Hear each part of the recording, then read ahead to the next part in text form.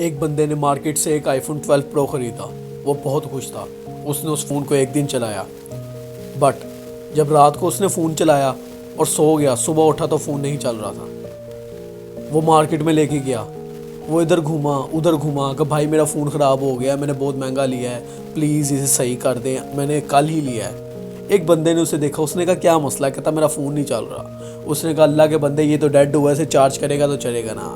اسی طرح بھائی تو بھی ہے، تو بہت نایاب چیز ہے، لیکن تجھے صرف ایک چارجر کی ضرورت ہے جو تجھے بہت اوپر لے کے جائے گی. جتنا مرضی مہنگا فون ہو، جب تک وہ چارج نہ ہو وہ نہیں چل سکتا. اسی طرح تجھے بھی ایک چارجر کی ضرورت ہے. وہ چارجر ایک موٹیویشنل اسپیکر کے طور پہ ہو سکتا ہے، وہ ایک موٹیویشنل اسپیچ ہو سکتی ہے، وہ تیرا ایک گول ہو سکتا ہے، وہ تیری ایک منزل ہو سکتی ہے جو تجھے ڈیلی چارج کرے. اپنے گول لکھ اور اپنی دیوار پہ لگا، اپنے بیڈ کے سامنے والی دیوار پہ لگا، تاکہ جب تو سوئے اور تو اسے دیکھے، جب تو اٹھے تو تب اسے دیکھے اور تیرے دل میں ایک آگ لگے یار میں نے اس چیز کو پانا ہے، اس چیز کو حاصل کرنا ہے. آج کل نا امیدی اس لیے سب سے زیادہ ہے کیونکہ آج کل ہمارے پاس کوئی چارجر ہی نہیں ہے، ہمارا کوئی پرپز ہی نہیں ہے لائف کا، اس لیے تو نا امیدی ہے.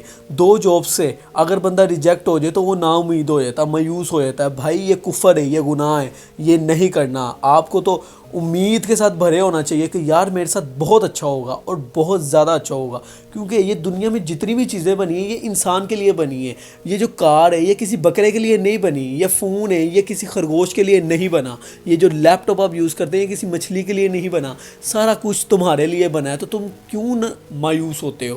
تم ہر چیز اچیو کر سکتے ہو، بس تمہیں ایک چارجر کی ضرورت ہے، ایک چھوٹے سے چارجر کی ضرورت ہے، اپنے ایک چھوٹے سے گول کی ضرورت ہے. آج میں تو 3 ایسے بندوں کی سٹوری سناؤں گا جن کی سٹوری سننے کے بعد تو کبھی نا امید ہونے کے بارے میں سوچے گا بھی نہیں.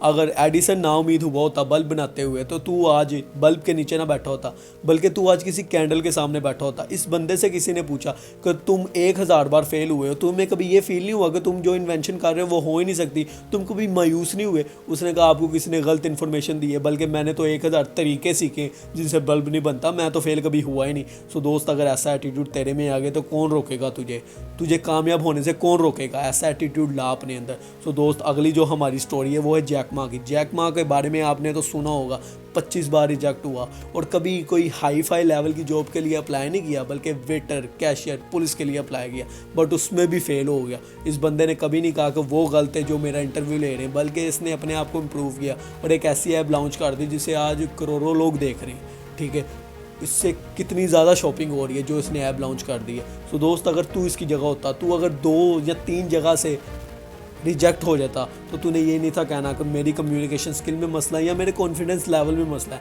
بلکہ تو نے تو یہی کہنا تھا کہ اس میں مسئلہ ہے جو میرا انٹرویو لے رہا ہے. سو دوست اس طرح کا ایٹیٹیوڈ نہ لا، بلکہ جیک ما جیسا ایٹیٹیوڈ لا.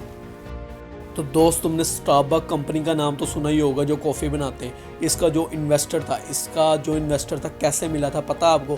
اس کا جو مالک تھا اس نے 150 انویسٹر نے اسے ریجیکٹ کیا تھا، جا کے 151 والا جو انویسٹر تھا وہ ملا تھا جا کے اسے. اگر وہ 10 انویسٹر پہ یا 20 انویسٹر پہ سلو ہو گیا ہوتا تو آج اسے کچھ ملتا؟ کچھ بھی نہیں ملتا اسے. وہ اگر 50 انویسٹر پہ بھی جا کے نا امید ہو گیا ہوتا تو آج ہم اس کی کمپنی کا نام نہ سنتے، بلکہ آج اس کی کمپنی کتنے زیادہ کنٹریز میں اس کی کمپنی جو کافی بیچتے ہیں اور کتنا بڑا برانڈ بن گیا ہوا. اس بندے نے ہار نہیں مانی. یہ نا امیدی جو ہے دوستو یہ آپ کی سب سے بڑی دشمن ہے، اس لیے آپ نے اس کو دور کرنا. اور یہ بہت بڑا کفر بھی ہے نا امیدی کہ میں کچھ نہیں کر سکتا اور میرے ساتھ کچھ اچھا نہیں ہو سکتا، یہ بہت بڑا گناہ ہے. سو دوستو آپ اس سے بچیں، اپنا ایک چارجر کریٹ کریں. ٹھیک ہے، کوئی موٹیویشنل اسپیکر کو سنیں، قاسم علی شاہ کو سنیں، بہت کمال کے موٹیویشنل اسپیکر ہے. اور سو دوست میں آپ کو ایک مووی ریکمینڈ کروں گا، دی پرسیوٹ آف ہیپینس. ایک دفعہ میرے کہنے پہ یہ مووی لازمی دیکھے گا.